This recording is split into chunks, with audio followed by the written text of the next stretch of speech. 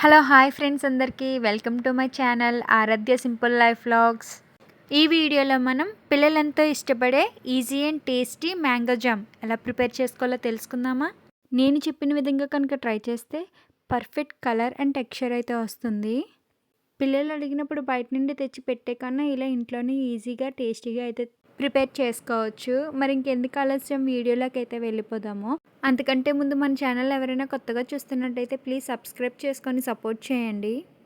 దీనికోసం నేనైతే 2 పచ్చి మామిడికాయలు అయితే తీసుకుని వాటిని అయితే శుభ్రంగా అయితే వాష్ చేసుకుంటున్నాను. ఇలా వాష్ చేసి తీసుకున్న మామిడికాయలను అయితే పీలర్తో పీల్ చేసుకుంటున్నాను. ఇలా మొత్తం పీల్ చేసుకున్న తర్వాత వీటిని అయితే చిన్న చిన్న ముక్కల కింద అయితే కట్ చేసుకోవాలి. మరీ చిన్న ముక్కలు ఏమీ అవసరం లేదు, కొంచెం మీడియం సైజులో కట్ చేసుకున్నా ఏమీ పర్వాలేదు. చూడండి, ఇక్కడ కట్ చేస్తున్న విధంగా అయితే మొత్తం కట్ చేసేసుకోవాలి.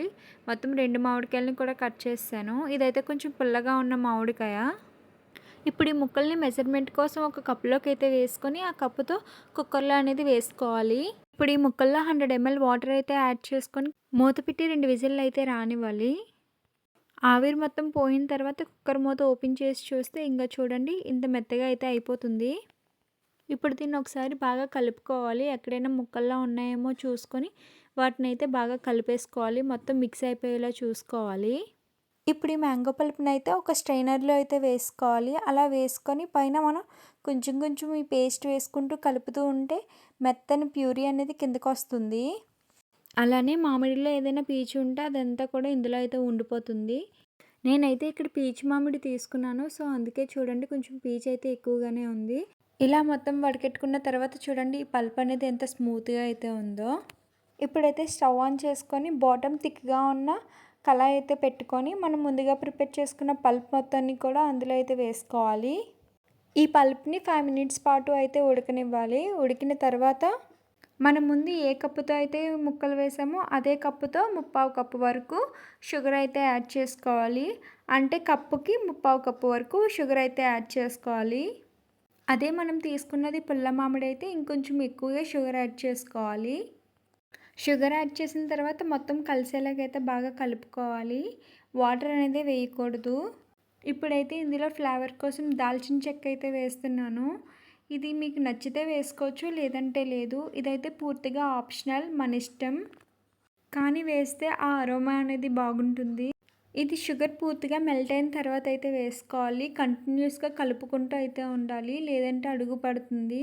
మీకు కావాలి అనుకుంటే గ్రీన్ ఫుడ్ కలర్ కూడా వేసుకోవచ్చు. ఇక్కడ నేనైతే వేయడం లేదు.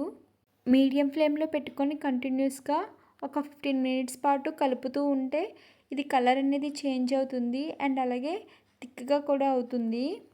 మీకు వద్దు అనుకుంటే ముందు వేసిన దాల్చిన చెక్క అనేది తీసి బయట వేసేసుకోవచ్చు. నేనైతే ఇక్కడ వదిలేస్తున్నాను. ఒక 15 minutesకి నాకైతే ఇలాగైతే వచ్చింది చూడండి. ఇప్పుడు ఇది కరెక్ట్ టెక్స్చర్లోకి వచ్చిందా లేదా అనేది ఎలా తెలుసుకోవాలంటే ఏదైనా ఒక ప్లేట్ తీసుకొని దానిపైన మనం ప్రిపేర్ చేసుకున్న జామ్ని అయితే పెట్టుకోవాలి. అది జారడం లేదు అంటే ఇది కరెక్ట్ టెక్స్చర్లోకి అనేది వచ్చినట్టే. వీడియోలో చూపిస్తున్న విధంగా జామ్ అనేది కిందకి జారకుండా వచ్చింది అంటే అది కరెక్ట్గా వచ్చినట్టే. ఇది పూర్తిగా చల్లారిన తర్వాత గ్లాస్ జార్లో వేసుకొని ఫ్రిడ్జ్లో కనుక పెట్టుకుంటే 1 month వరకు కూడా స్టోర్ ఉంటుంది. ఇలా కనుక చేసుకుంటే పిల్లలు అడిగినప్పుడల్లా బ్రెడ్ పైన కానీ చపాతీ పైన కానీ పెట్టేసి ఇచ్చేయచ్చు. బయట కొనే పనే ఉండదు. ఇంట్లోనే ఎంతో ఈజీగా, టేస్టీగా అండ్ హెల్తీగా కూడా ప్రిపేర్ చేసుకోవచ్చు. ఇలాంటి మరిన్ని వీడియోస్ కోసం మన ఛానల్ని అయితే సబ్స్క్రైబ్ చేసుకోండి. Thank you for watching.